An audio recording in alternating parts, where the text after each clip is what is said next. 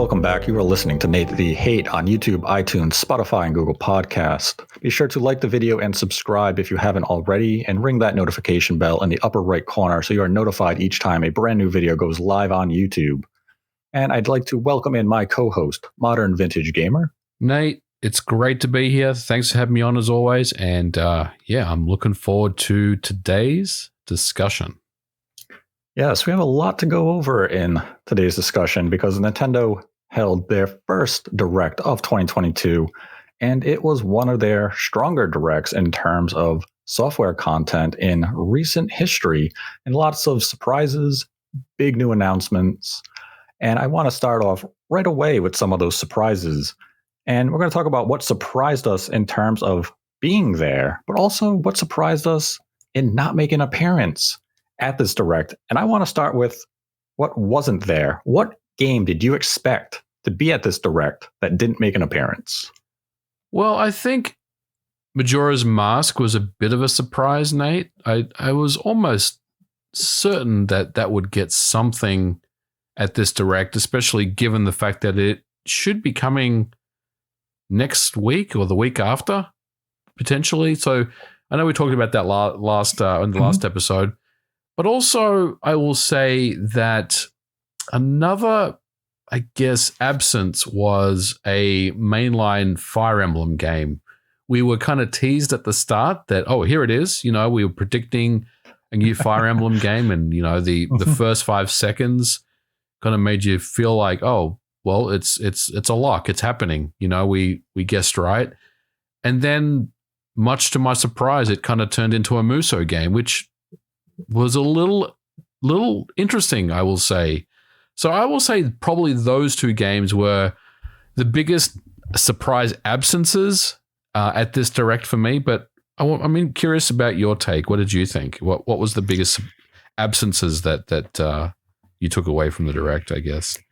The biggest surprise in terms of not being there for me was the new mainline Fire Emblem game. Because that is the Fire Emblem that I have been talking about since our predictions for 2022. It is a new mainline game.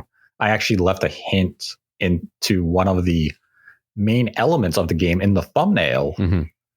And when I saw the introduction, as you mentioned, I was kind of like, okay, we're starting off big. Here's the next Fire Emblem. Yep. And then it made that pivot into a new Fire Emblem Warriors game. And I was kind of like, okay, this is a title that I was not aware of. So it was surprising, but it wasn't the type of surprise I really wanted in that moment. And, you know, the silver lining is maybe that means we're going to get a double dose of Fire Emblem this year. And I know some people say, well, that's a lot. That doesn't really seem like something Nintendo would do. Mm-hmm. But history would show us that Nintendo has done that exact thing once before. And this happened in 2017 when Fire Emblem Echoes came out on the 3DS. And then Fire Emblem Warriors, the first installment, came to 3DS and Switch. Correct. So there is a precedent here that we could be getting this Warriors game, and then in the second half of the year, we could be getting the next mainline Fire Emblem. So my fingers are still crossed that mainline Fire Emblem will be coming later this year. So just real quick, so you don't believe that this Fire Emblem Muso game is a Legend of Zelda Muso game type thing where it was brought in kind of to fill a void because there's more time needed for Breath of the Wild 2, for example. Right. Yeah. It's not that type of scenario where they're filling in a void. Yeah. Right. Yeah. This isn't like an fill the void to get to the next installment to the franchise. What is curious about this game, though, and I kind of like the direction where they're taking these Muso games on the Switch, especially with Nintendo's direction, is that what we saw at Age of Calamity is that it told an alternate storyline set in the Breath of the Wild universe.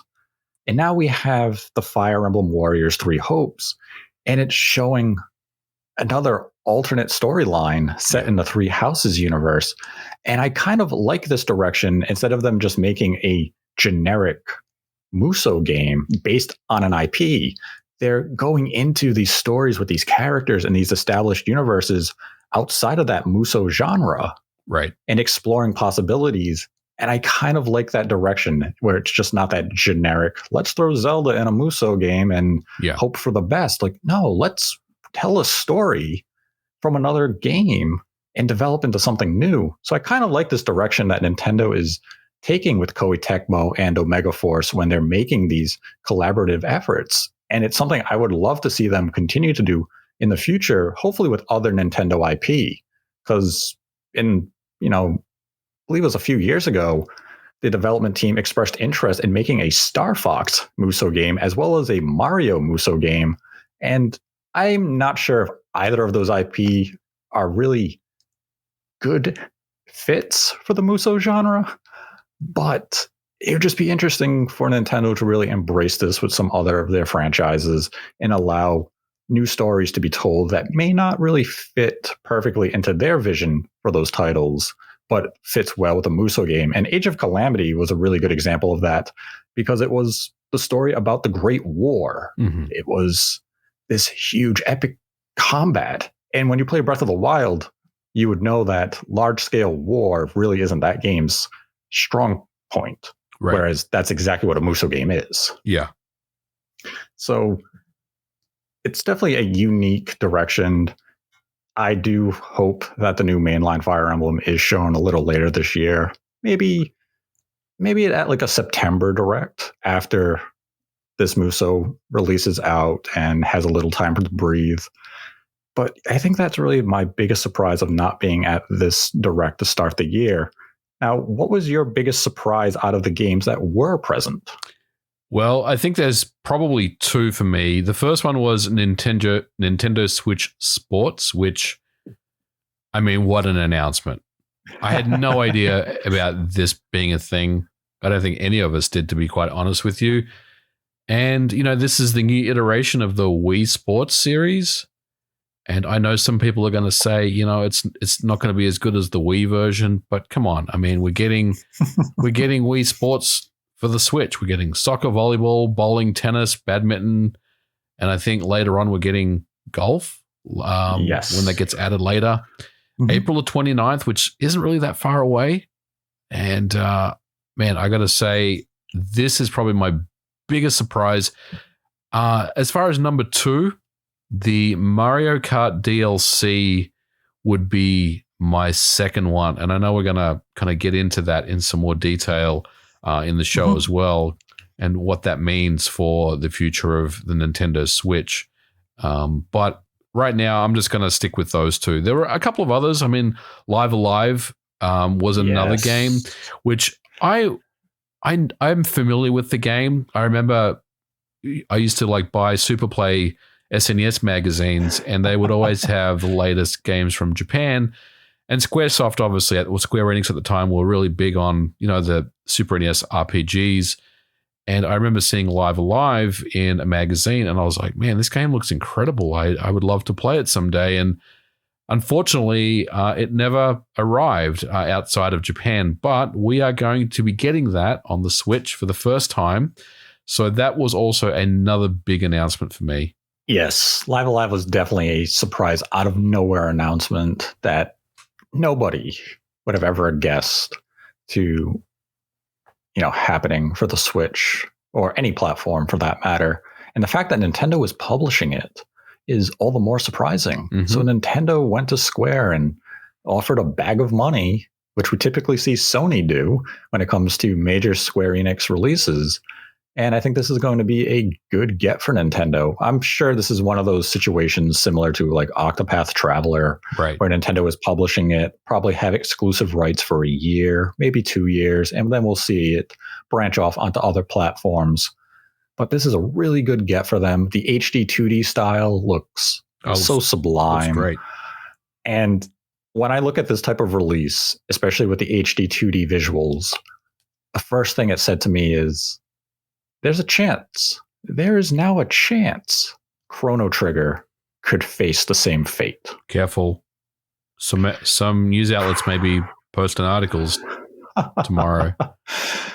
Man, maybe. Are you saying Chrono Trigger is coming? I'm not saying that, but I hope it does.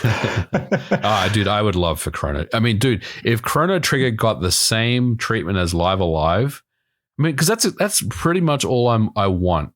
Like, because everyone talks about remake Chrono Trigger. The thing is, I don't want Chrono Trigger to be remade, but if they gave it the Live Alive HD 2.5 treatment, then yes, I would be more than satisfied with that. It'd be perfect because you honor and respect the original. Yes. And you bring it into a modern era with the visuals that fans will find pleasing. And that's all they have to do. There's no real risk involved. So that's what that release really said to me, is that Chrono Trigger could happen. Yeah. And God, do I hope it does. Yeah. I mean, Live Alive is, again, it's a game that it's very popular in Japan, but I mean, a lot of us have heard about it, obviously, as fans of Squaresoft from back in the day, but it's also a very interesting get as well, because it just, I think out of everything, I mean, look, was there ever going to be a sequel to Wii Sports on the Switch? I mean, you couldn't rule that out, right? You could probably say, yeah, there's probably one that's coming. Would there ever be Mario Kart DLC? Yeah, you could probably say there would be, given the fact that the game is so successful. Well, but I mean, Live Alive is truly a whoa. Where did this come from? Like, this was completely out of left field. Mm-hmm. Yeah, I think that puts it as my number one biggest surprise out of the direct. Close behind, I can't say close behind, but in a very distant second, was Mario Strikers Battle League. Yeah. I'm a huge fan of the Mario Strikers franchise. I loved it on the GameCube. Didn't love it as much on the Wii. The Wii version, just something felt off. I think partly because of the goal mechanic where you had to use the Switch, the Wii pointer controls to block the shots. Right. It still wasn't a bad game. It just didn't reach the highs of the GameCube. But Mario Strikers Battle League for the Switch. I love the idea of the top club, how you can join clubs. Yeah. I love what they're doing with this game. It's definitely one of those titles I need to play and really immerse myself into the game modes that it's going to have. Hopefully it has enough character customization. They did show us a bit of it, but I hope it has substantial content, because when we've looked at the more recent Mario sports releases like Mario Golf and Tennis, they've released in such bare bones states. Yes. And it's wait for the free DLC coming a little later this year where we'll add new game modes or courses and characters. I want this to launch content complete day one. And they haven't confirmed it to my knowledge at this point, but I do suspect the development team is Next Level Games, because they developed the first two games to this franchise, and it would be right on schedule for them to have their next release out, since Luigi's Mansion 3 was released several years ago. So until I hear otherwise, I am operating under the belief that this is Next Level Games' next game.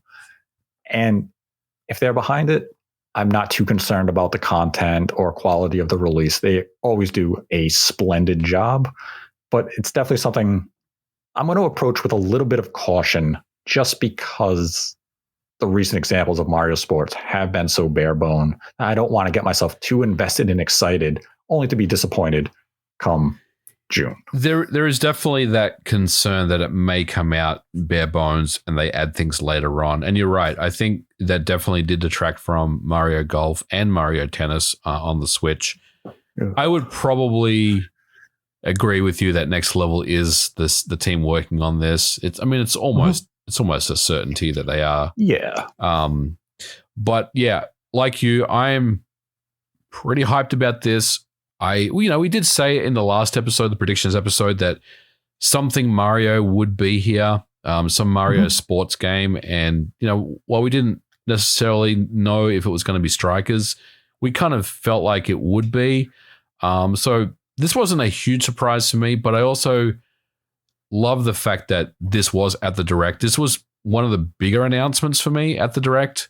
And hopefully, Next Level, we're assuming that it's them, gives us something that is better than the Wii version. Because I agree with that too, that the GameCube version is almost perfect.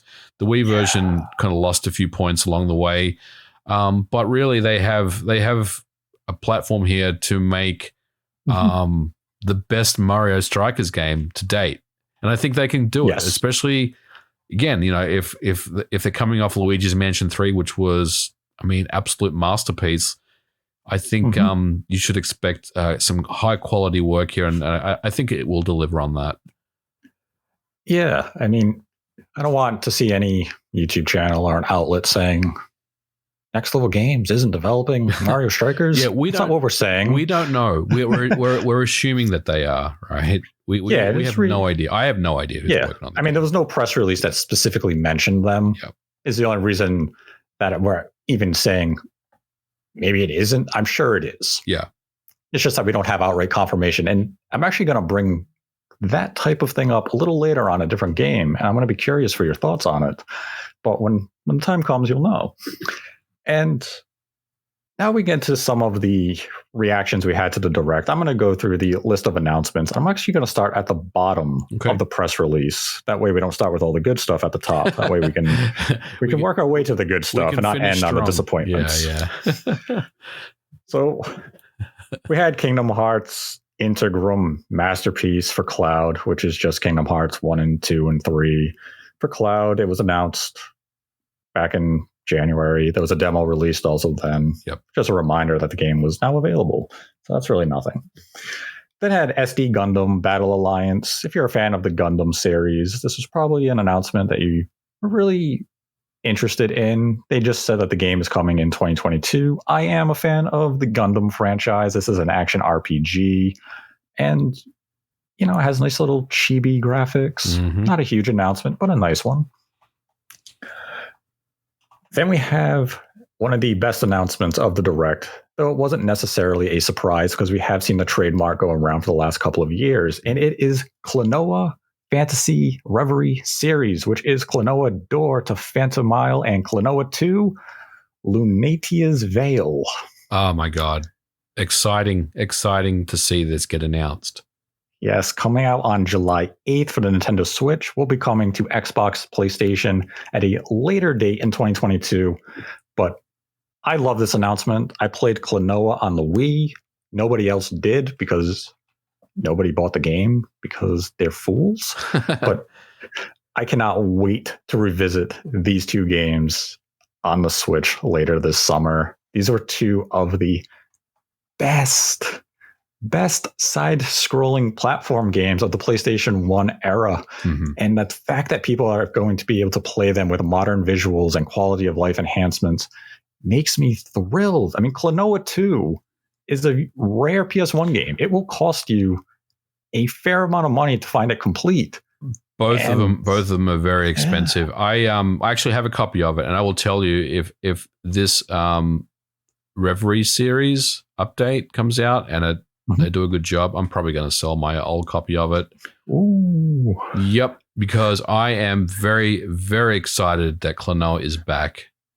Yeah, I can't wait for a whole new generation of gamer to be introduced to the Klonoa franchise. And you know what?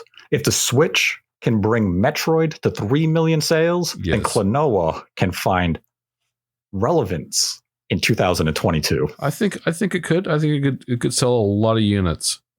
Let's make that a hashtag. Klonoa is back. Klonoa is back, baby.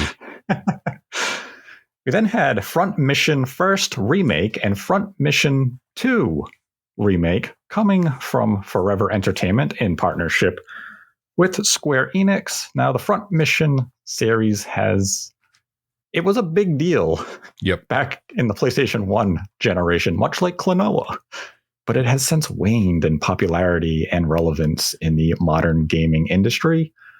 What was your thought when you saw this tactical RPG make its appearance during a Direct? I thought it presented really well. I will say that I'm not really a Front Mission fan, but I do know that it is a beloved franchise, and there are a lot of people that were excited about this.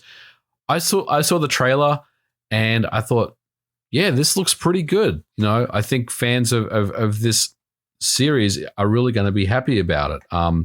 It is Forever Entertainment, and Nate, I know you have been critical of them in the past, but like with everything, I thought the trailer was good, and let's see what they got. Yeah, it looks like they're following the foundation of the original source material well.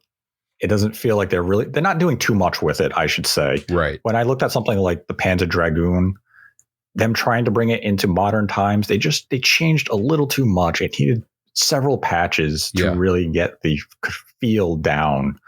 And with a tactical RPG, I guess you can't really deviate too far. Right.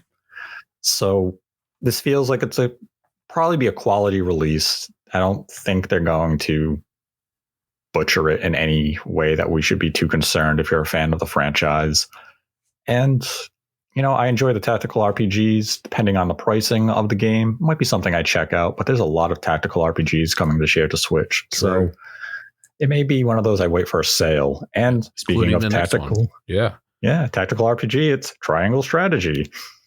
Now, this was something that Square Enix announced a year ago. It is coming out on March 4th. The big announcement for this game during the Direct was that you can download a demo from the eShop right now where you can play the entirety of Chapter 1, which takes, or you can do Chapter 1 to the end of Chapter 3, take you about 5 hours, and you can save all of your progress and transfer it to the full game release on March 4th. So it is a worthwhile demo if you intend to buy the game in just a couple of weeks. We then had Live Alive, which we discussed earlier as one of our big surprises. For this Direct, it comes out on July 22nd, so we don't have to wait too long to play this fantastic RPG. Then had Fire Emblem Warriors 3 Hopes. Comes out on June 24th. We also talked about this a little earlier as it surprised us because it was not the mainline Fire Emblem game that we were anticipating. But for fans of Three Houses, this is definitely a game you want to be on the lookout. It takes all the characters from Three Houses like Dimitri and Claude and Edelgard, and you can do some devastating combos and kick some ass. We then had Cuphead, The Delicious Last Course, or Cuphead DLC. It is coming out on June 30th. This is one of those games that has been a long time in the making, and it is finally coming out on the multitude of platforms that the original Cuphead did come out on. That Delicious Last Course got a little cold, I think. Really? Yeah. It's been ages. Like, I want to say we talked about this on a Nate the Hate 2 years ago. Yeah. Am I thinking about that wrong? Well, like, we've talked about this before. Yeah, I mean, this is one of those situations where they announced the DLC probably a little too early. And I mean, we can go all the way back to when Cuphead came out on the Switch, which is, 2 to 3 years ago now. And they said, once we have the DLC out is when we will do a complete retail copy. Yes. The DLC is just now coming out later this summer. And it has been a long time in the making. And you know what? Since you bring up that maybe this course is served a little cold, I hate to bring up this title, but it's kind of found itself in a similar spot. Hollow Knight Silk Song. Oh, yeah. I mean, I'm pretty sure there. I'm pretty sure we said it wasn't going to be there.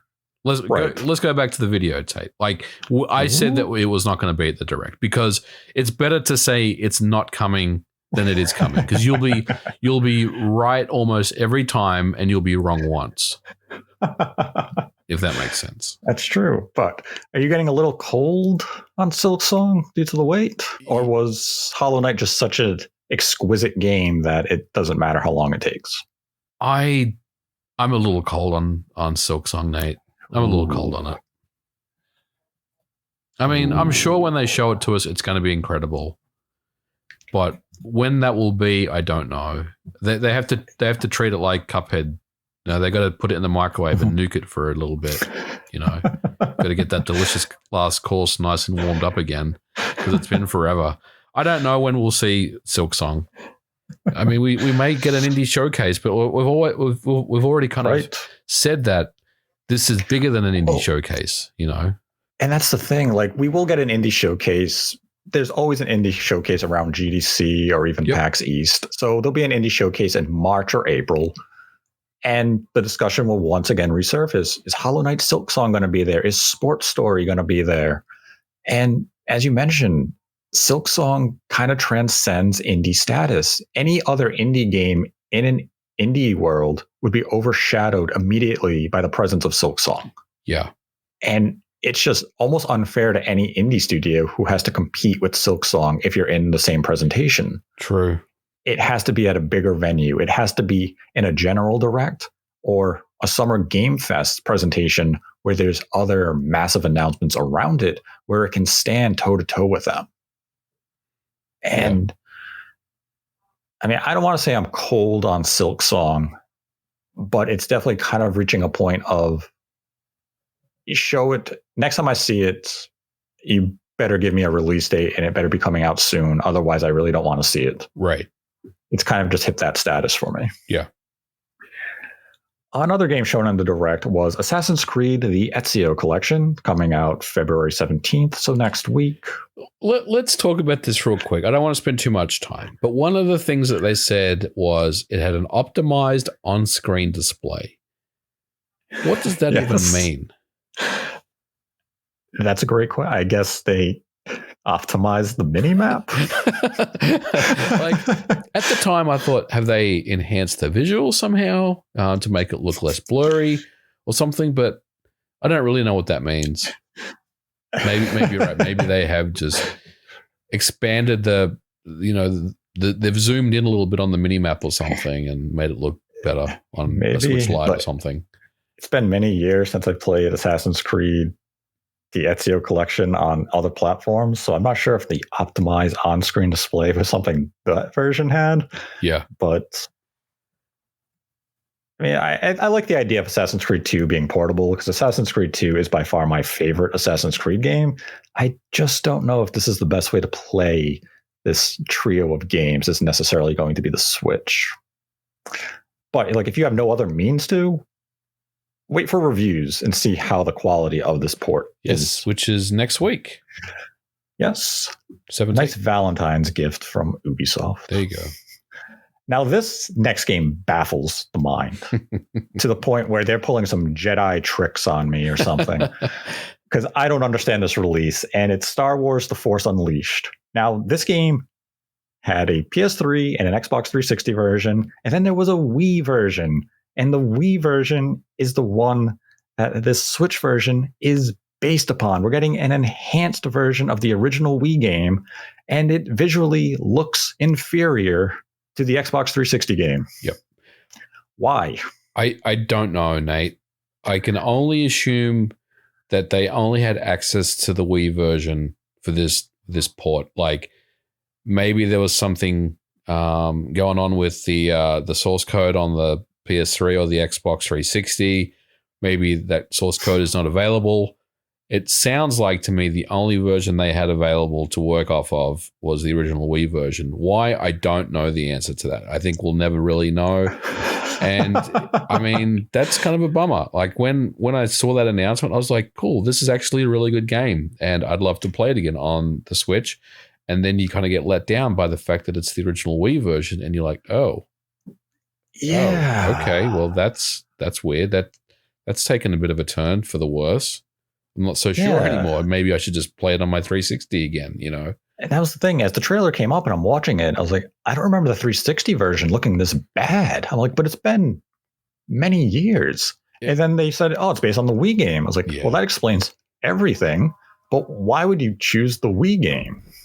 That's a good question. I don't know. And I don't think we'll ever really get an answer to that. But it's probably some technical issue or some issue where they were basically forced to use the Wii version.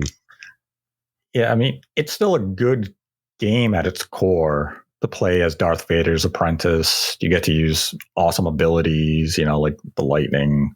Yep. And all that. So if you've never played Force Unleashed, this probably won't be a bad pick. Yeah, play the 360 version if you can. But if you only have a Switch, buy a 360. Then had Advance Wars 1 and 2 Reboot Camp coming out April 8th. Big announcement. And I will say, I'm happy to take the L on this because I didn't think April the 8th was a thing.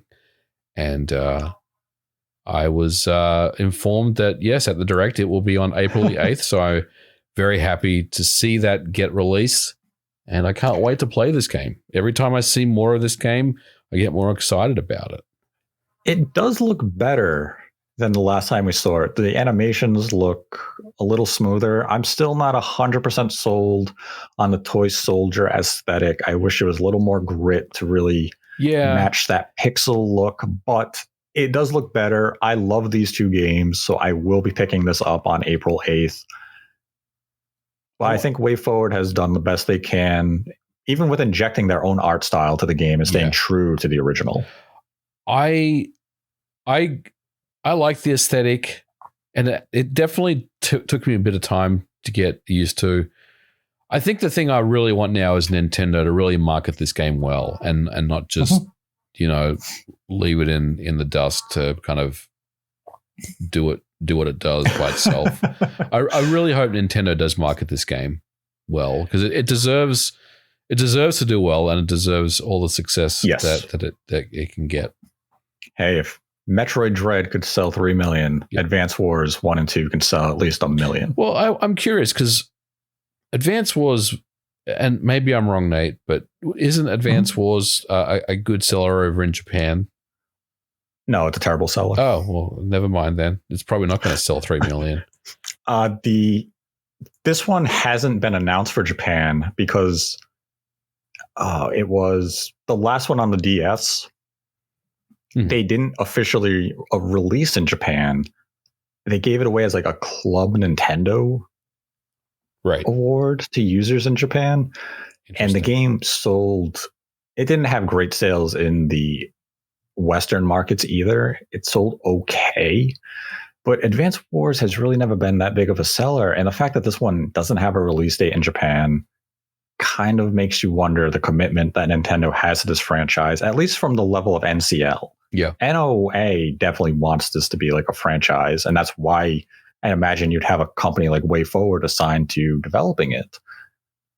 But hopefully, I want this to be that opportunity where Advance Wars can prove it has relevance in the Western markets, it can find success, and that Nintendo should invest a little more time and resources into the franchise to give it that rebirth moment. Yeah. Because this is one of those franchises when I played on the Game Boy Advance and the DS, I loved my time with these games. I loved the characters, the tactical and strategy elements that it had to it. And I'm really looking forward to playing, especially Advance Wars 2 on the Switch next month or April. But I want this franchise to really make a comeback. I know they tried to do the Battalion Wars thing on the GameCube and the Wii. Oh, yeah. It didn't really take off. But maybe, you know what? Yeah. To touch on what we talked about earlier, get Omega Force. It's time to make an Advance Wars Muso game. That would be cool. It fits, doesn't it? It absolutely fits. Let's go. You got the commanders out there as the character you could take control of. And you got the troops in front of you. You got the machine guns. You got artillery. There we go. Gave them their next idea. We then got a Metroid Dread update, where there will be a free update that launched this week, where you can get one hit mode called Dread Mode. Then there's Rookie Mode. And there'll be another update in April that will add a Boss Rush mode. I know people have been wanting new content for Metroid Dread. This may not necessarily be the content they were asking for, but it gives users maybe another reason to dive back into the game if you are a masochist and think you can go through the game without getting hit once. I am not. We then had Earthbound, and Earthbound Beginnings were added to Nintendo Switch Online. This is something that fans have been begging for a long time, and it finally happened. Now, if Nintendo could just bring Super Mario RPG to NSO, you'd have fans actually slightly satisfied with NSO and NES and Super NES. I mean, clearly they have good working relationships with Disney. They've got good relationships with Square. They've got, I don't see why they couldn't give us Super Mario RPG. Reasons. I guess there must be reasons, but blame Gino. Yeah. I mean, you're probably right. But I do wonder, again, like you said about Chrono Trigger, does this open up the door for Mario RPG at some point? It might. Don't give me hope of that. Mario RPG and an HD 2D. Oh man, that would be something. That's an E3 megaton. Oh, big time. If that happened. Yeah, because it's not only a Mario game, it's also, it's a remaster as well. That'd be kind of cool. That'd be legendary. Then had No Man's Sky. Remember this game? Yeah, on the PlayStation many, many years ago. Yep, remember it well. Is it good now? Apparently, it's really good now. But I think it's one of those games where, look, it's really cool that the Switch is getting it, and in many ways, it could be like the definitive version of play. But I don't know. Like I think everything that the team set out to accomplish is all done, and they've added so much more to that game. So I think this is a good get for the Switch. But it's not really something that I personally will be that into checking out. And I got to say, right. I don't know about you, but the frame rate looked a little choppy to me when I saw the presentation. Like I always hold, my judgment on reserve. Yeah. Until the game's actually out. Of course. But, yeah. I mean, sometimes you see those trailers and presentations where it's like, it look a little rough and the final product looks better, but with No Man's Sky, you really don't know what you're going to get because there was that whole marketing debacle leading up to the PlayStation 4 launch. So this is definitely a curious release that kind of came out of nowhere. Maybe it does find a nice home on the Switch when it comes a little later this year. So I'll be curious as to the final state when it does come to the platform. That had Disney Speedstorm. If you are a Disney and Pixar fan, this combat racer may be of interest. That had Kirby and the Forgotten Land, where we were introduced to mouthful mode, where Kirby was eating vending machines and cars and the planet. This could be game of the year, honestly, Nate. This game looks incredible.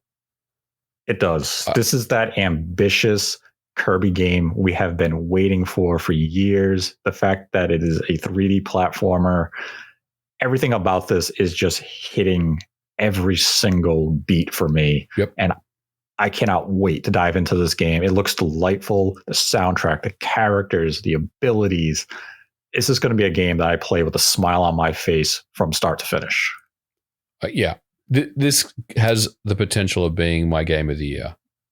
Yeah, I cannot wait for this to come out next month on March 25th. Bring it on.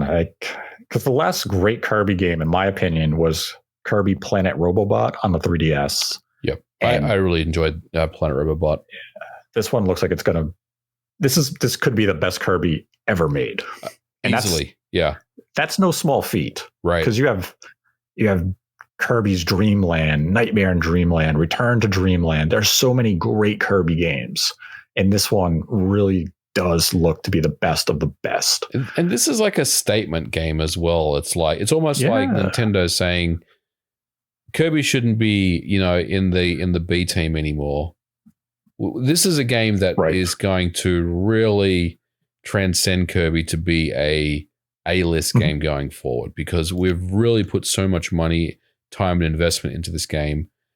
And yeah, I mean, if it's as good as the trailer looks, I think it will. I think there's going to be a lot of new Kirby fans on March 25th picking up this game. Yeah, if this isn't the best-selling Kirby game of all time, I will be very shocked. Yeah, I think it will be. I think this will be the best-selling. I think it will have the highest Metacritic score for the Kirby franchise. Yep.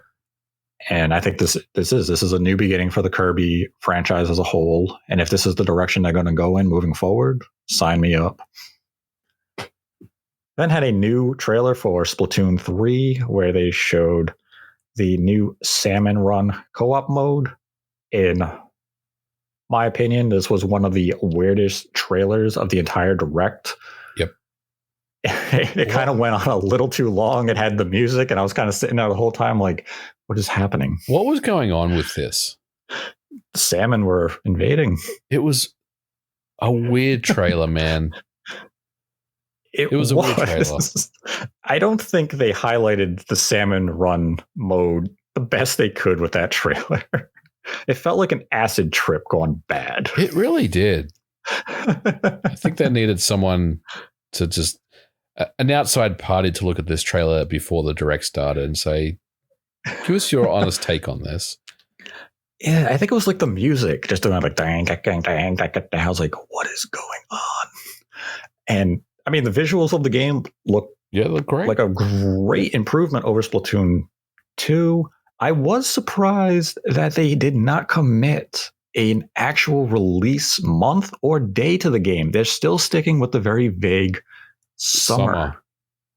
Well, the developer in me translates that to, we're still not quite sure when we'll be done with development of this game.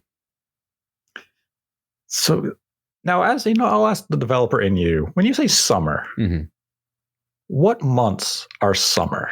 Do you go meteorological summer, which would be June through August, or do you go actual summer from like the 21st, like the equinoxes? I usually just go June through August. Okay. Yeah.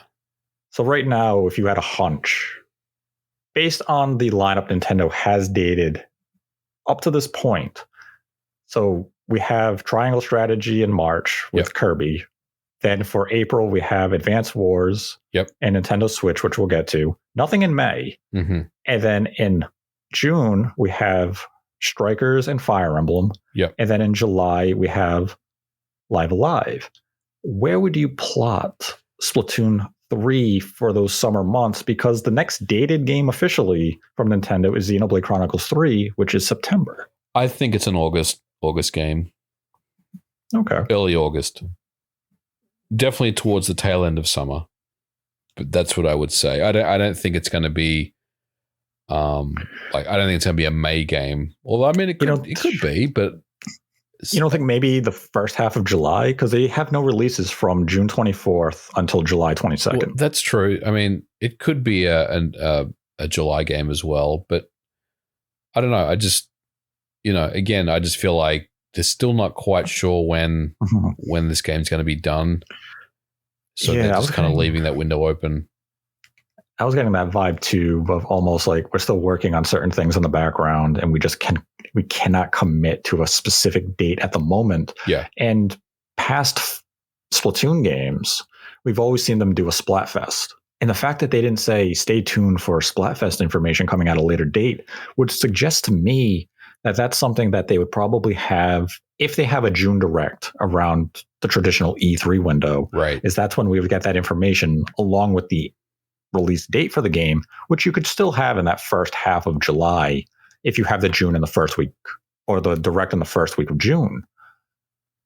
Yep. But yeah, I think my expectation right now is July through August for this game. Yeah. Because that lack of a commitment to a release window at this point was definitely surprising. Definitely a little bit of a surprise. Because I would have expected a date for this game at this Direct. We then had Portal Companion Collection. This is Portal 1 and Portal 2 from Valve Software, the first release from Valve on the Switch. Yep. Now, pretty cool. It's cool. I mean, the Portal games are definitely well regarded. Definitely a random out there late port for the Switch. Why not just give us the gold box? Oh, sorry, the orange box. Why don't we get the orange box instead and just give us Half-Life 2? That's why, because then Valve has to acknowledge that Half-Life exists beyond Half-Life Alyx. And they don't want you to remember they made a Half-Life 2.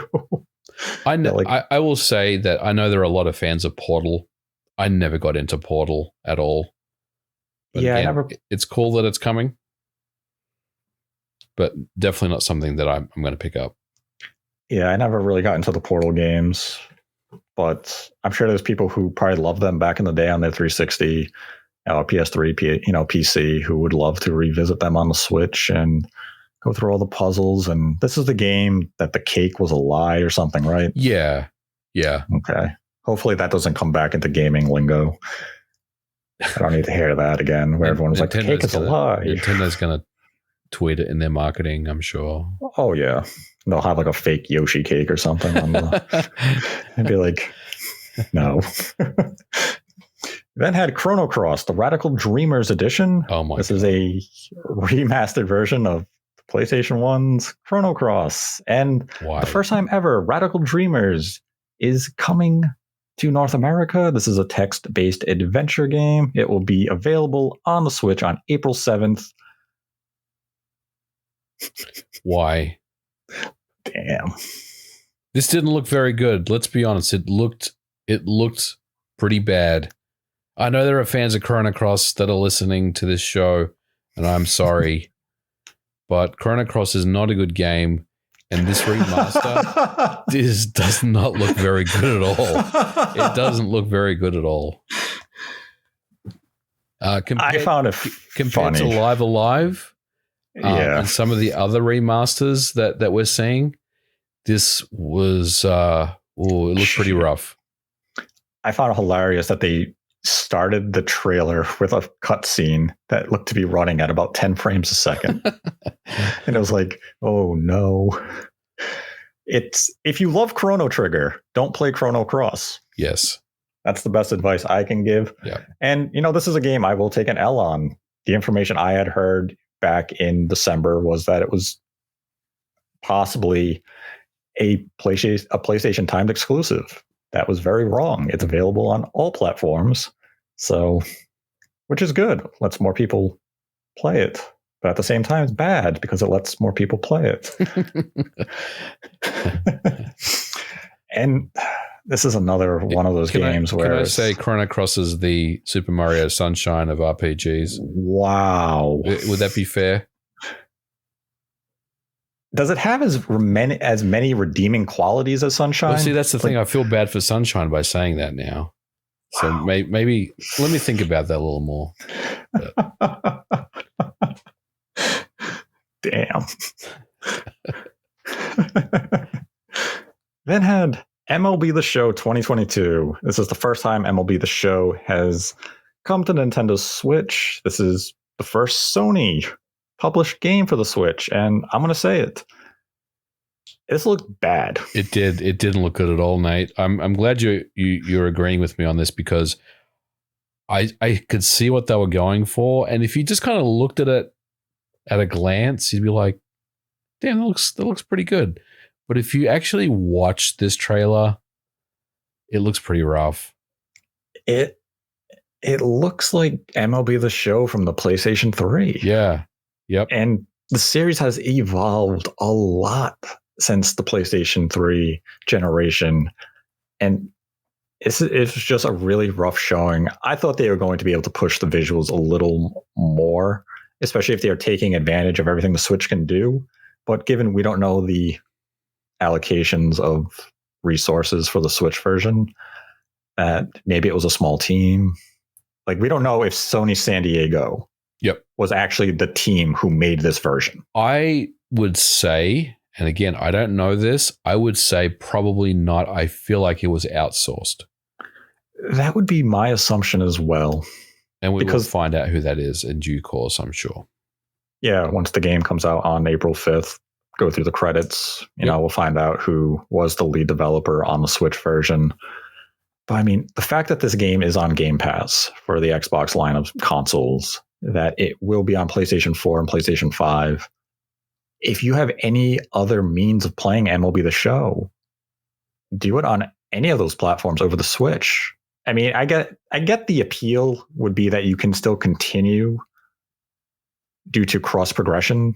So if you're playing the season or the road to the show, you can play it on your Switch, do the cross progression by transferring your data towards another system while you're at home. But this was just a really rough looking game. I expected better of MLB The Show on the Switch. And, it was one of those titles I would have had a passing interest in maybe trying on Switch because I'm a big baseball fan. But what was shown during this direct did not sell me on the game. Like maybe this is a game I would pick up towards Black Friday when baseball games are discounted to like $15, but not at launch. I'll play it on Game Pass, just like I did MLB The Show 2021. Then had Next Level Games introduce Mario Strikers Battle League. We talked about this a little earlier. Then had Monolith Soft finally reveal Xenoblade Chronicles 3, be coming out in September. This is a lot sooner than I was anticipating. I thought they were going to slot it in for a December release, which we have seen them do with Xenoblade Chronicles 2, as well as Xenoblade Chronicles X. So it coming in September is definitely curious. And it potentially paves way to something that we'll touch on a little later in the show. We then had Mario Kart 8 Deluxe Booster Course Pass, which is 48 remastered courses from across the Mario Kart series, including Mario Kart Tour. So if you've never played Mario Kart Tour, you'll finally get to see some of those unique courses that were designed specifically for the mobile version of Mario Kart. Now you get 48 remastered courses for just $24.99, or you can get them for free if you are subscribed to Nintendo Switch Online's expansion pack. And that's something we'll also get into a little later. And finally, we had Nintendo Switch Sports. This is something we talked a little about towards the opening of the show. But here's a question I have for you, MVG. When you look at Nintendo Switch Sports, do you think the developer is Nintendo or the same development team who did Switch or Wii Sports?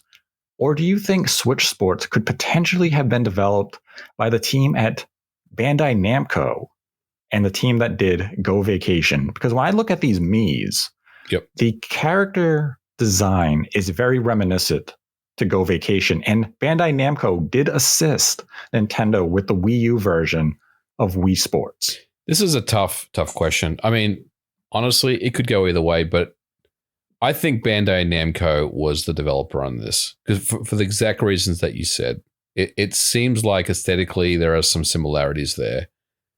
I will go with that, but it could go either way on this one. Could just be internally Nintendo developed as well, but I think it's Bandai Namco.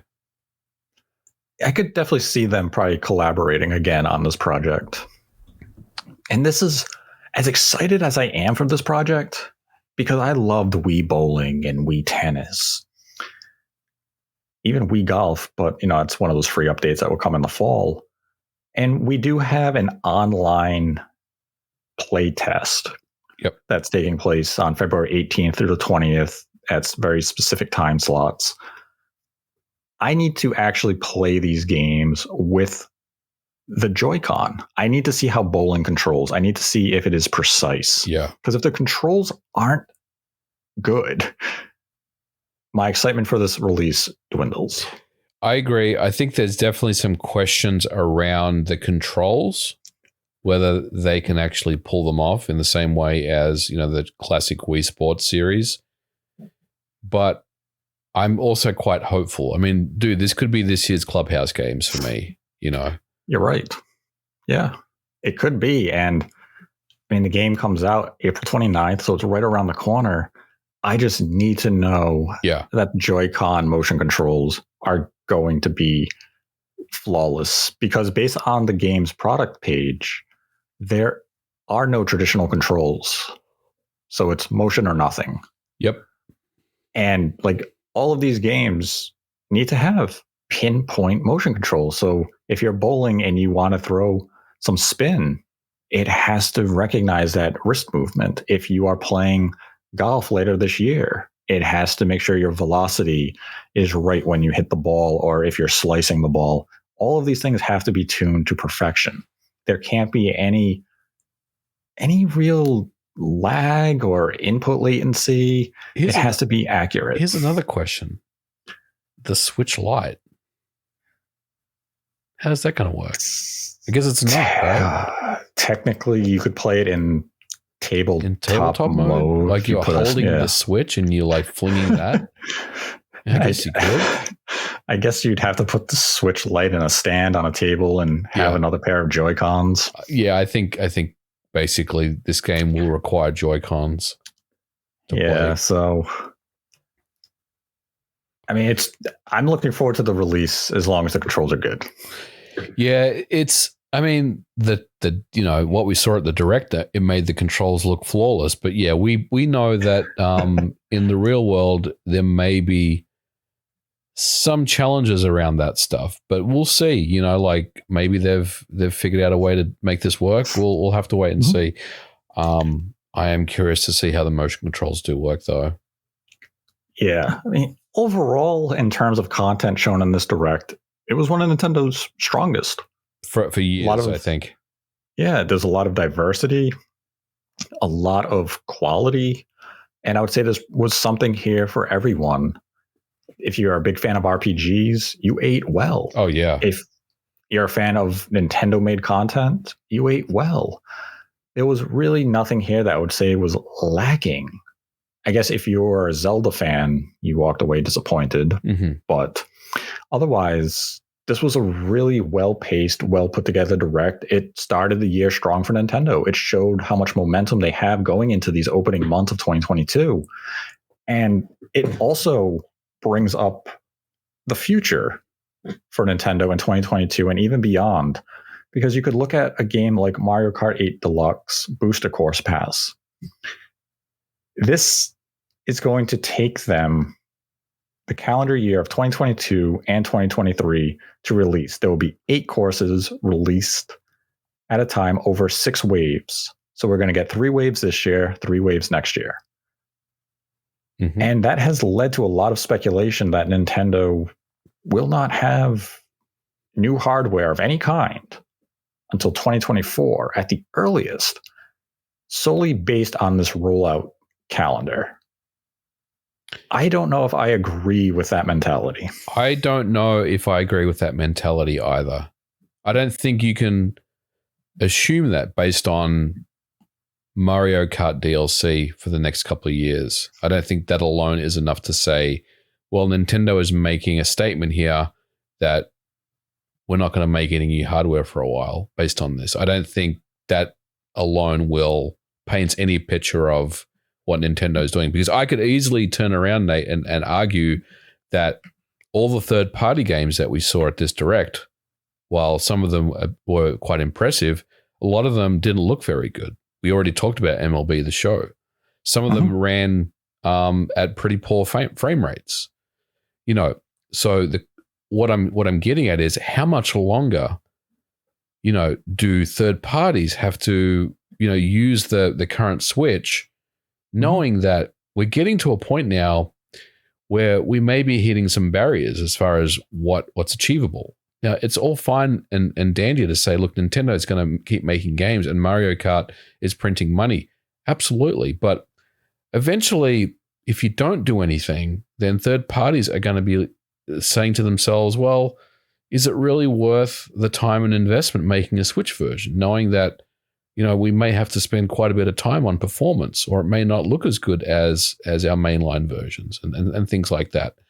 So I don't put too much stock in the Mario Kart DLC making a statement. I think that there is a plan to release new Switch hardware. And I think that plan hasn't altered. Now, when that will be, I guess we still don't really know. But, I mean, I probably would say maybe sometime next year or the year after that, we'll get to hear about what's next for the Switch. I don't think, this is a statement saying that there is nothing on the roadmap for a while. I mean, I'm curious to hear your thoughts on this. I mean, I don't think that there's not enough to correlate the presence or introduction of new hardware due to the Mario Kart 8 DLC rollout. Because as we've discussed, let's say they still position the hardware that has been discussed in the past by ourselves, Bloomberg, Nikkei, as a pro. Yeah. As long as it's backwards compatible with this Mario Kart, then the rollout of the DLC doesn't matter. Right. You could play this Mario Kart at higher resolution with, other visual enhancements. And one of the curious things, and I'm sure it means nothing, is when I was looking at the press kit for the Mario Kart stuff, some of the screenshots were 6K. Mm-hmm. Now, super sampling screenshots in these press kits are nothing new, and it likely means nothing. But it was curious. And I'm not in any way implying that this means this is a title that is already being developed with a Switch revision or a Switch successor in mind. I just found it kind of odd because not all of the games shown have that 6K super sampling option available for download. It was Mario Kart and Switch Sports. So I was kind of like, okay, that's an interesting note. But when I look at the Mario Kart DLC rollout, which admittedly, I think this is late. This feels like something that Nintendo should have done a couple of years ago. And I guess the only argument against that is the NSO inclusion, that they are adding value to that expansion pack, which is something we talked about last year, and how they had Animal Crossing attached to it. Animal Crossing maybe was a good introductory title, but you needed something bigger because yes, Animal Crossing sold 30 million copies, but you needed a game that was a little more presence to really make it feel as though it has value. Mario Kart is that answer. Now that $25 or $20 additional, no, $30 a year, with all of these new courses at no extra charge, it's starting to feel like a value. Yeah, and I'll be the first one to admit that as well. You know, when they were announcing the DLC, I was thinking to myself before they made the announcement, what would be really cool is if they add this to the NSO expansion pack. Mm-hmm. And surely enough, they did. And yeah, I mean, that's kind of the variable that I've been looking for to really make this a good value add. And I think with this now, you know, I could probably recommend NSO expansion to someone and say, yep, mm-hmm. You're getting, if you're a fan of Mario Kart, you're getting all these amazing, you know, add-ons. Plus, now all of a sudden you're getting access to a Nintendo 64 library and Sega Genesis library, which N64, as we've mentioned before, is starting to get better as far as the overall emulation quality as well. So all of a sudden, the NSO expansion is starting to, you know, to be a lot more desirable than it was, you know, say back last November. So yeah, I mean, Nintendo is definitely making the right moves here with the DLC. Yeah, and then we still have titles like Splatoon 3 that will come this year, and we know that's going to have DLC as well. So now you implement that to NSO, and that's one of the things that this Direct really illustrated is Nintendo's commitments to NSO moving forward, is that we've seen their plans of how they want to implement DLC from these games to the service. Mario Kart being the second iteration following Animal Crossing, Splatoon 3 likely to follow suit.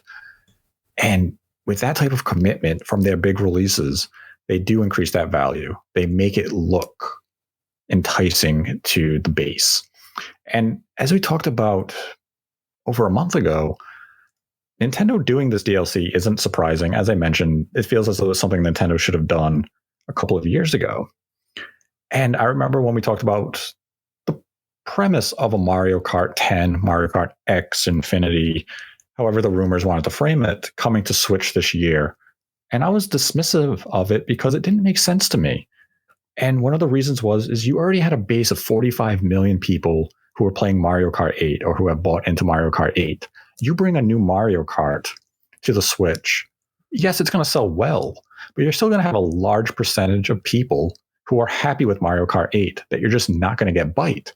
And you're better off waiting for your brand new generation of hardware that Nintendo's always done in the past. You get one Mario Kart per system.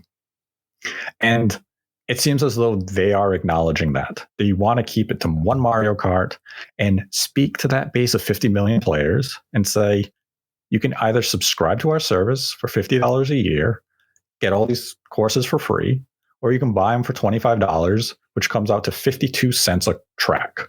Yeah. Which is a great deal. And out of those 50 million people, you know you're going to get a decent percentage of them who are likely already subscribed to NSO because they're playing Mario Kart Online.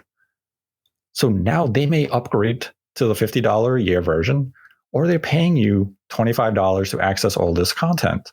You're going to get a fairly large percentage of that 50 million current base to invest in this. And that's a lot of money.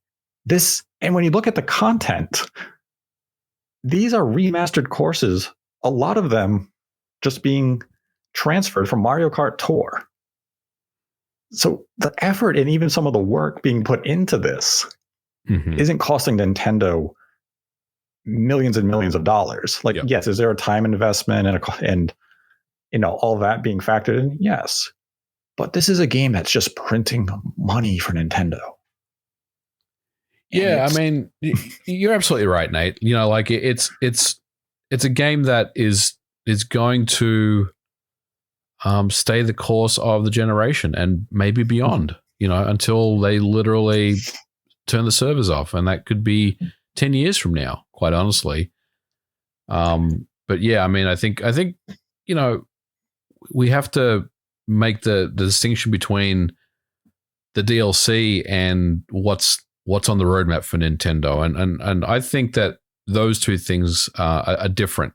They're not, one doesn't determine the other, Right. Just because the latest sales figures show that Mario Kart continues to sell doesn't mean Nintendo put the brakes on and said, oh, rather than bringing out a Switch Pro, let's maybe pivot and then bring out some DLC for Mario Kart 9. I think the roadmap for the Switch successor, Switch Pro, Switch 2, I don't know what we want to call it. I think that's been set in stone for a while. And yeah, I would continue to expect to see something, in the future. I would almost argue that the roadmap of Mario Kart DLC, if anything, supports the idea of a pro. Because as you mentioned with the third-party games, we're seeing these games run in rougher and rougher states. And third parties are going to begin to shift away from the Switch because the titles they're working on are becoming more demanding because they're now focused on PS5 and Xbox Series. And as scalable as engines are, you can't do the impossible. The Switch was already getting miracle ports of PS4 and Xbox One games. Those developers are now moving away from those platforms. So if you come out with a Switch Pro and position it like a Game Boy Color or a PS4 Pro, anything, a stopgap, you begin to get a few more of those ports. You make the third-party developers happy. And a title like Mario Kart 8, you're buying extra time. We don't need to come out with a new Mario Kart. That can wait for a true successor because the Pro is backwards compatible with the Switch. And here's your DLC. You're satisfied. You're getting 4K graphics with DLSS support. You're satisfied with that product right now. And we can buy ourselves an extra 3 years until we have to bring out a true successor. You could almost look at it that way, as this reinforces the idea of that Game Boy Color iteration of hardware as a stopgap. Yeah. It's not the perfect argument, but you can see where I'm going with it. Yeah. No, I agree with you. I mean, the third party stuff is really what it comes down to. And, like we've already starting to see some games, use the cloud versions and stuff. And then some of the games that we saw at the Direct, if you kind of look at them in a vacuum, kind of by themselves and not kind of take in the hype of the Direct itself, which was admittedly one of Nintendo's best in many years. But if you take a look at some of the trailers of the third-party games and look at the graphics in some closer detail, look at the frame rates, you can notably see that there's some frame rate issues. There's some graphical fidelity issues. There's frame pacing issues. There's choppiness. There's some things like that are going on. And you could say, look, it's a third-party game. Of course, that's what you kind of come to expect on the Switch.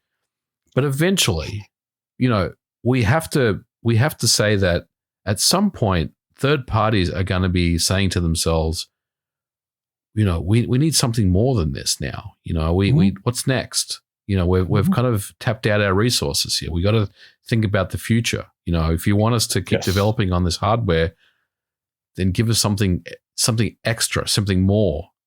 And I think, yeah, I mean, I again, I think that is the message, and I think Nintendo acknowledges that.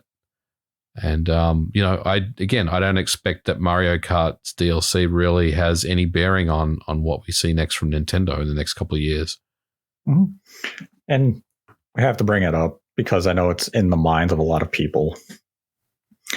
Xenoblade Chronicles 3 has been slated for a September 22nd release. And immediately people went to, if Xenoblade is coming out in September and not the usual December slot that it's had in the past, that means Nintendo is leaving their holiday open for something big, something like Breath of the Wild 2. Now, Breath of the Wild 2 was not at this Direct, which it was never going to be at this Direct. Right, wasn't a surprise. Yeah, it really had no relevance or purpose to be at this Direct. It would have been kind of odd, honestly, if it was shown. Yeah, it would have been when I was like, it'll make its next appearance at the next Direct around E3 time, June.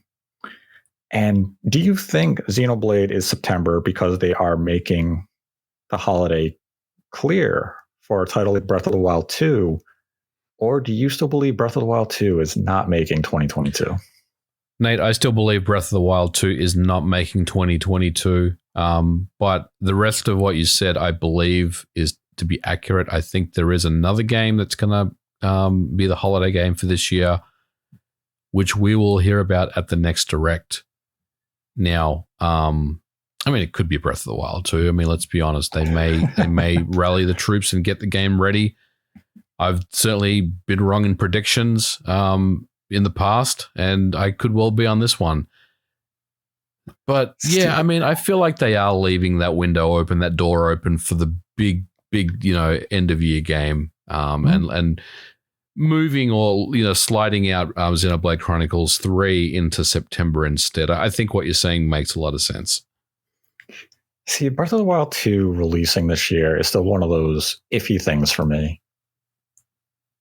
Do I believe they want it out in November? 100%. Do I believe that they are confident that it will happen at this point? No.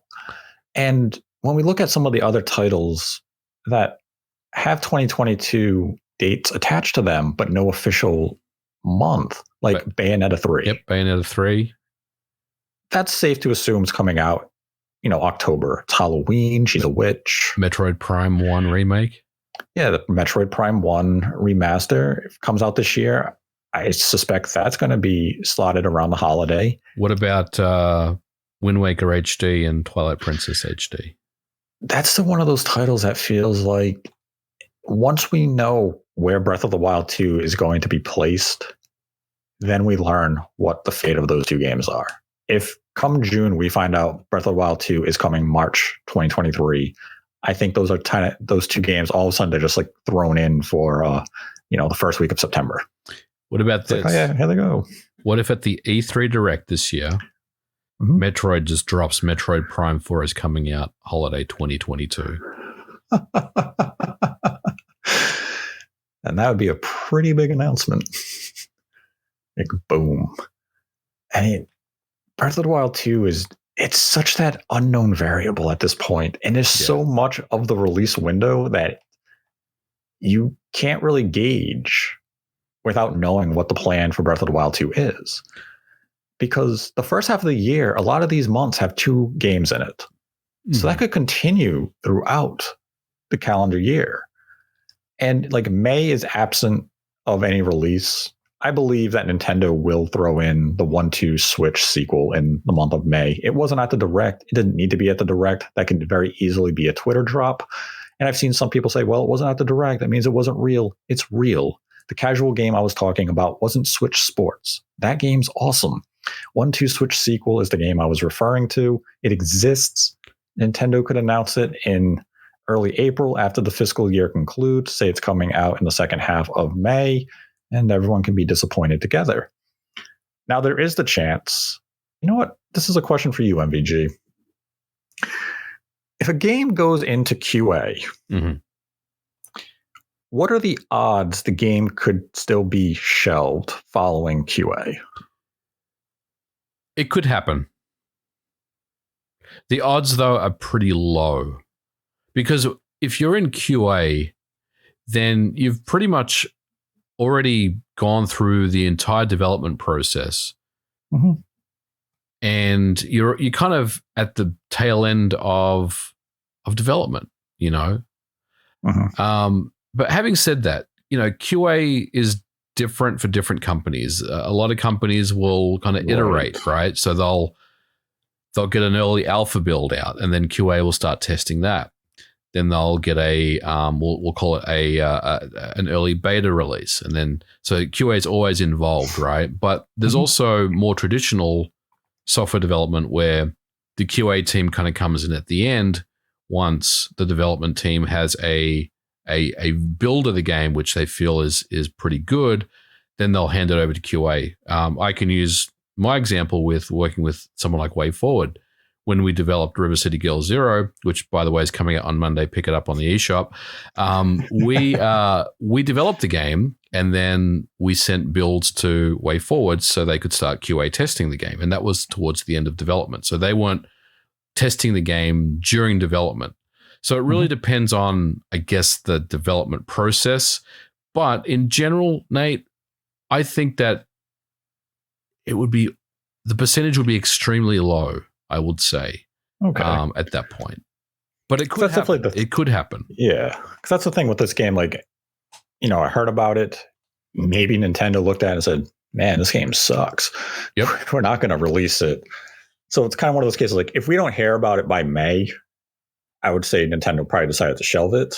It's possible. I mean, all it takes is one executive to look at the game and say, I mean, I hate to say this because this is cliched, right? But let's say Miyamoto took a look at the game for whatever reason. He was like, he was in a meeting and he decided to look at it. All he needs to say is, this game looks terrible. We can't release this. And, you know, I mean, that could be enough pull for them to pull the game. And I'm not saying any of that is real, because that is some fan fiction. But you understand what I'm saying. It just takes one leader in the leadership group to basically kind of kill the game off. I mean, I'm guessing that's probably not happened here, but that's the way a lot of games have been cancelled and shelved in recent, you know, in the past. It's just video games. Like, just because, you know, you've been working on something for months, you don't necessarily have a great look at a 50,000 foot view of the game itself, and if the game's actually any fun or if it's any good. Sometimes you need an outside, you know, party to really kind of give you a come to Jesus meeting and say, this game isn't very good, guys. You know, we may need to kind of go back to the drawing board on this.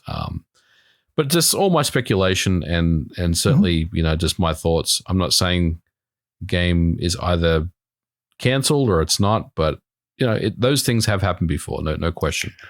Yeah. I mean, I'm just exploring the possibility, like, if we don't hear, like, the game exists, if it doesn't come to market, it very easily just could have been a case Nintendo said, hey, we decided not to bring it. And it's kind of one of those cases, if we don't hear about it by May, that may have been the case here. Like, as we looked at the lineup, every month outside of May has no releases. So it seems like a good fit for such a title. Every other month up to July has 2 games slotted in. Then July has 1, Splatoon 3, just a vague summer, and then September, just with Xenoblade Chronicles 3. And that's where the only other games on 2022 docket from Nintendo are Bayonetta 3 and Breath of the Wild 2. And that's where I entertain that possibility of the next mainline Fire Emblem still coming out this year. And it could fit into the first half of September, maybe October, and you would still have room for Breath of the Wild 2. You'd still have room for Metroid Prime. Because Nintendo has a surplus of software this year, and this surplus was caused by COVID delays. Games slid from 2020 into 2021. Some releases that were slotted for 2021 are now in 2022, and eventually there was just an overflow. And that's why you see the first half of this year just packed with releases. And to Nintendo's benefit, they are putting enough time between them, anywhere from 2 to 3 weeks if they have multiple releases in a single month, to allow each game to breathe. But that's where Breath of the Wild 2 is still that unknown variable to me. I think it makes the fiscal year coming up. I just don't have great confidence that it will be November of 2022 right now. I still think they're working towards it. I think you're right. I think they're pushing hard to get there. Yes. But I just don't know if that's the case. But I will say this, Nate, we've said that this could be Nintendo's biggest year since 2017. Breath of the Wild 2 needs to be in a part of that conversation. Otherwise, it will not be. It'll still be a great year for them, don't get me wrong, but it will not reach the high points of 2017 if Breath of the Wild 2 is not in this calendar year. Yeah, I mean, and that's where when we look at this direct with the Mario Kart DLC and just some of the glimpses of Nintendo moving forward, like we've seen glimpses of how NSO is going to continue to grow with expansion packs, with their multiplayer-driven games, and almost how we're seeing games like Mario Kart evolve into a games as a service of sorts for Nintendo. We haven't seen them do this for a game before in any capacity. We've seen Smash Brothers get DLC fighters and some new stages, but Mario Kart is basically giving you a whole new game for half the price of a full release, and it's going to take 2 years to roll out. They gave us a roadmap. Yep. Something they don't do. And then we have just the software where they gave such a detailed roadmap of the next 6 months of how they're going to roll out brand new releases. And there'll be small eShop games and such thrown into the mix. But I love how we really have vision for this calendar year right now. In the first week of February, we have some clarity as to how 2022 is going to go for Nintendo. And it looks amazingly strong. Yep. Breath of the Wild 2 is really just that unknown at this point of whether or not it makes it. And we should have that answer come June when we get an update on the game during that summer direct. We'll find out. Right now, I'd really say it's a coin toss. Yeah, I agree. It could really go either way, but it does look like there is, Xenoblade Chronicles 3 has left that window open for a big game at the end of the year, whether that is Breath of the Wild 2 or something else. We will have to wait and see, probably until June, as you said. But yes. Yeah, very, very strong roadmap, for the first half of this year. Again, probably one of the best ones we've seen for quite a while. And I think Nintendo really did respond to, they didn't really respond to anyone, but last year was a good year for them, but it was kind of a lot weaker, software wise. This year, so far as at least is going extremely well and is on track for an incredible year. So bring it on. Yeah, it's just there's a lot of flow in these software releases where it's just one thing after the other and their quality. None of them feel like a filler release. Yes. And if you can end the year with Metroid Prime, a new Fire Emblem mainline game, Breath of the Wild 2, something related to Mario with the movie tie-in, it's a fantastic way to end the year. And I think as gamers, you're going to look at your wallet and cry because it's just every other week you're taking out your wallet saying, here you go. Mm-hmm. But definitely a good direct. And we can do some of the Streamlabs question. One more question. Uh-oh. We have to give it a letter grade. Oh, God. I think I'll give it an A-. I am going to give it an A- as well. I thought it was Nintendo's best direct in a long time. It was definitely in the A bracket. But there are one or two things that really could have elevated it into a higher tier, which did not happen. But overall, I was pretty impressed with the direct. I kind of walked away feeling like, yeah, that was a good one. Yeah, I like the flow of information that was given. I could have done without the odd volleyball sequence that just kind of slowed the pacing of the direct down. But the quality of software that was on display, the commitment to some of the legacy and evergreen titles with Mario Kart 8 DLC was really refreshing to see from a company like Nintendo. Them going back to some of that legacy software from the Wii with Switch Sports and Mario Strikers, and getting an NSO update with the inclusion of Earthbound. It just spoke to everything that the Switch represents, and that's why I go to an A-. Had we seen something really completely unexpected, like GoldenEye being added to NSO expansion pack in March, I think that would have been it would have been a more hyped announcement than Earthbound. Earthbound is still pretty niche. GoldenEye would have been that whoa moment, especially just when you look at all the legalities involved with, Microsoft and Nintendo. But overall, I mean, I think this is the exact direct Nintendo needed to start off the year, and definitely a lot to look forward to between now and, September. So even a June Direct, getting updates on some of the stuff, a June Direct can be massive in terms of announcements, and it feels as though Nintendo did still hold some stuff close to their chest, because all of these announcements are coming out. Everything in this Direct comes out in the next few months, so Nintendo is holding on to some big announcements for their next Direct to fill out the remainder of 2022. Yes, and now some of the Streamlabs. Our first one comes from Baba Booey, who donated $2.35 and writes, "Soap shoes. They were product placement in Sonic Adventure 2. Does anyone remember this? Know anyone who ever had a pair? Apparently, Heelys bought the brand, but they haven't done much with it. These would be popular with the parkour crowd today." What the hell are soap shoes? I have no idea. I don't remember this. Yep, I don't remember. We then had a $6.77 donation from Cayman Cooper. All right, hey guys, love your work. Arlo released a video a few weeks back wishing for a Viva Pinata Switch port. With Rare and Nintendo working together with projects like Banjo-Kazooie on NSO, do you think that there's a chance of this happening? A couple of years ago, when Microsoft and Nintendo were talking about bringing Microsoft software to the Switch, Viva Pinata was one of the titles that was being discussed.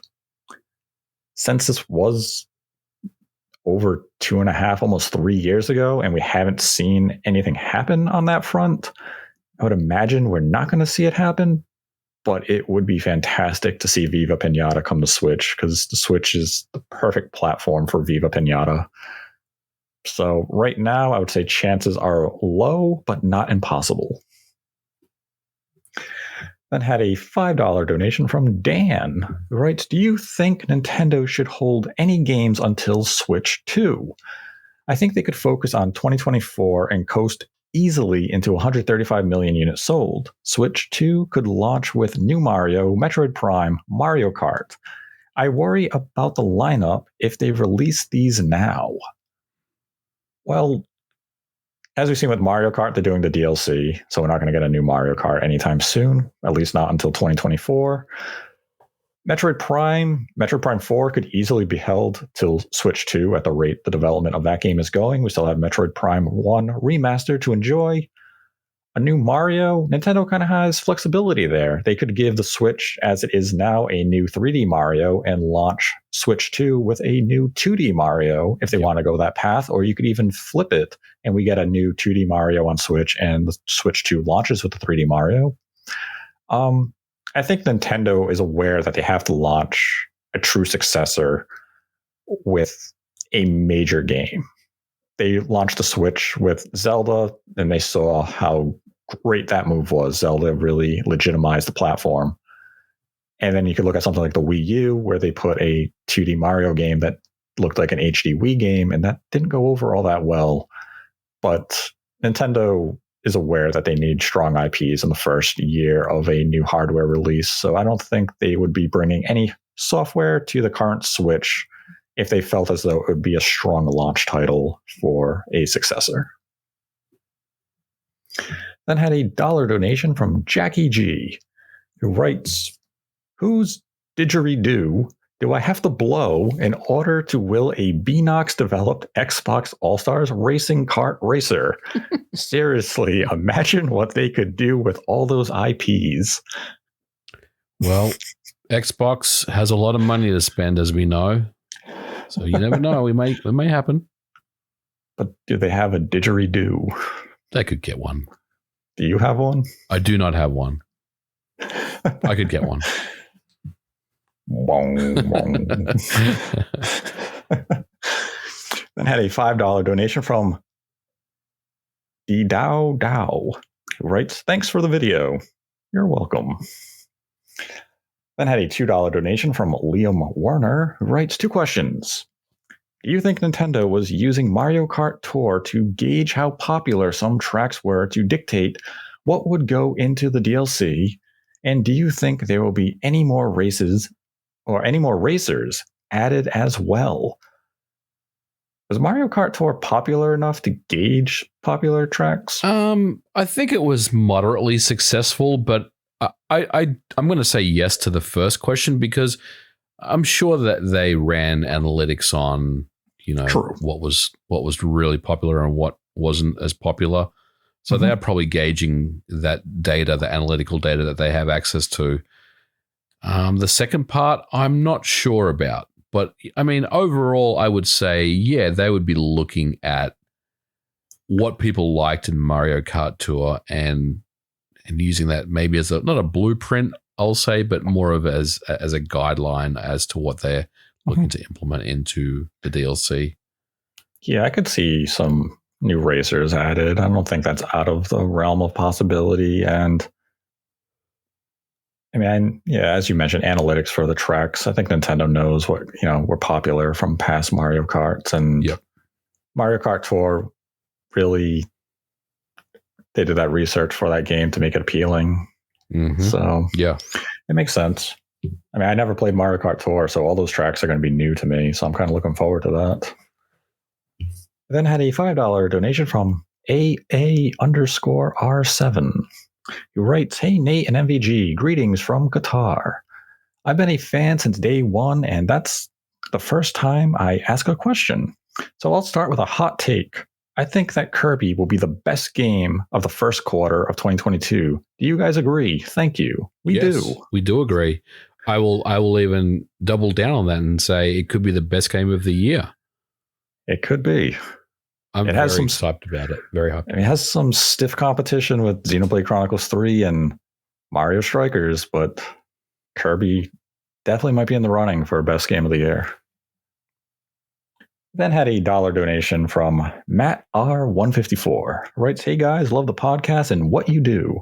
Will Live Alive come to PlayStation 4 and PS5? Also, will Octopath ever arrive?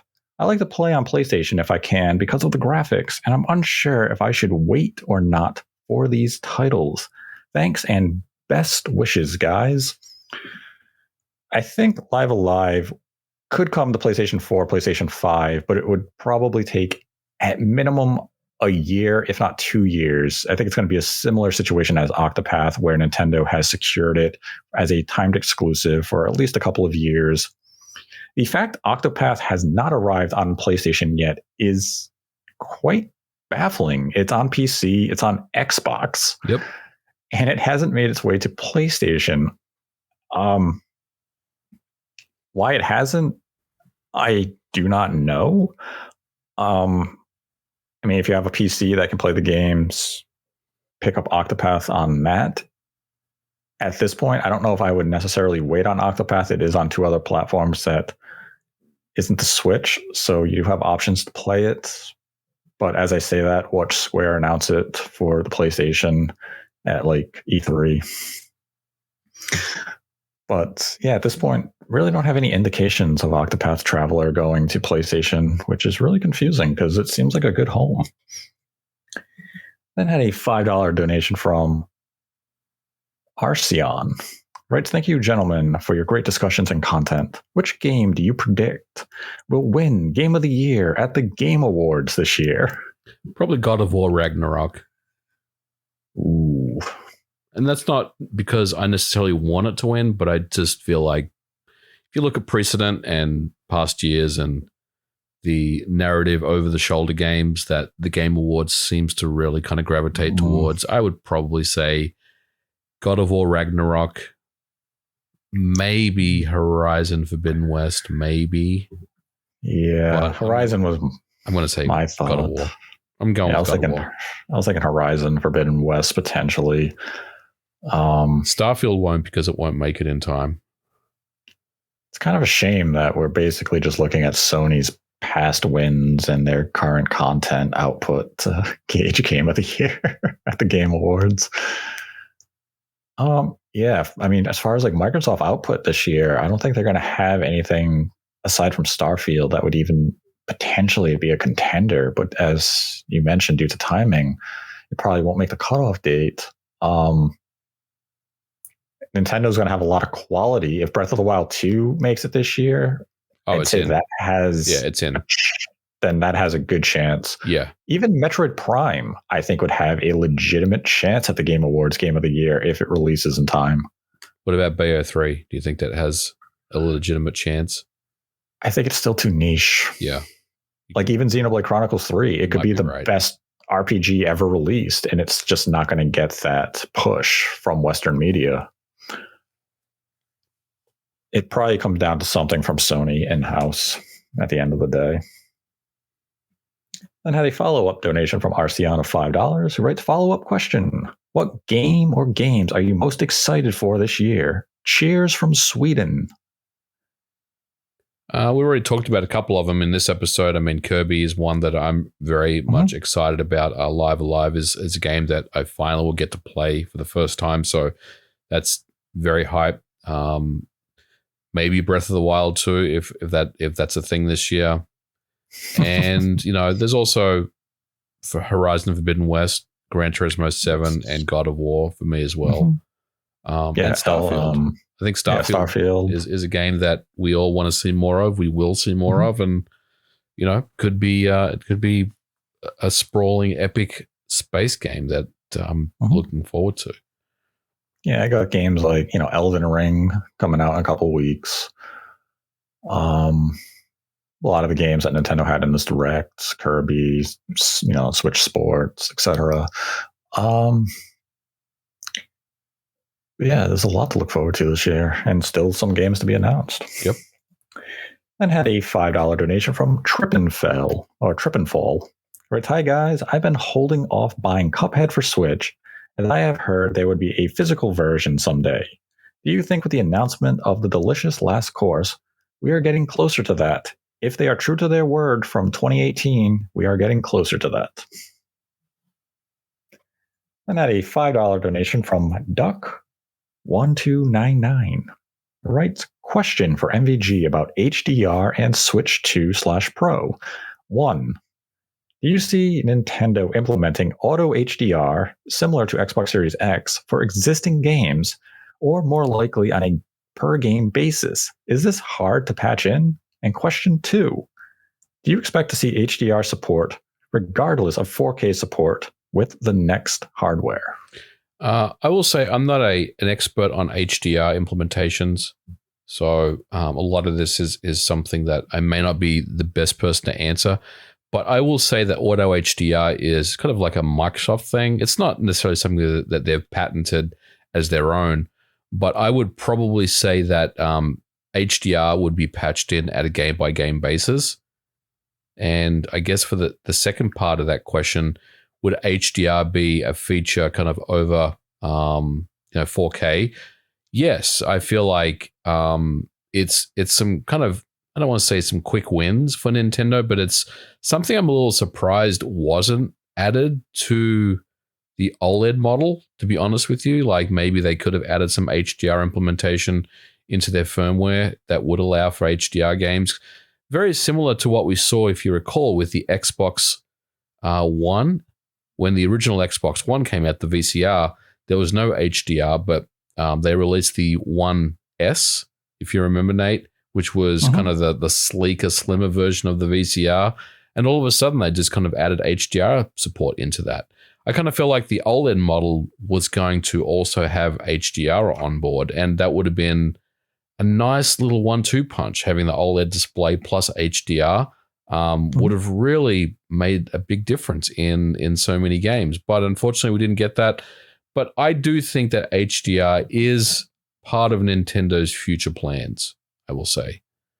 Yes, I'd be surprised if HDR isn't part of their plans. Not necessarily in a handheld factor, right? But definitely for docked. Yep.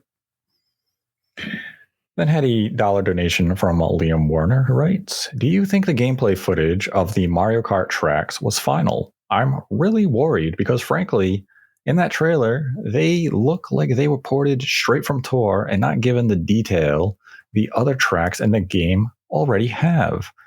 I'd say they were works in progress. Yeah.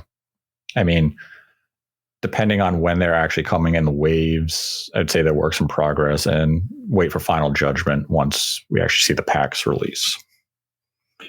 Then had a $5 donation from Kaliche, who writes, "Hi, Nate the Goat. Have you heard about..." Are you super yourself again, Nate? I am not. "Have you heard of any news about a possible Resident Evil 4 remake release? The last thing I have heard is that Capcom hopes to have it out in the first half of 2023. Whether or not that slides around, it's to be determined, but I believe that is their intent, to have it generally in the same window that Resident Evil Village released in. So hopefully they officially announce the game in the next couple of months, because at this point, Resident Evil 4 Remake is one of the worst kept secrets in the industry. We then had a $3 donation from Achievement. It writes, "Question for MVG.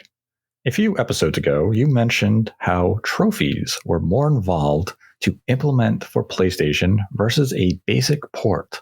How much extra work is that compared to, say, porting Turok to Xbox with or without achievements versus PlayStation with trophies?"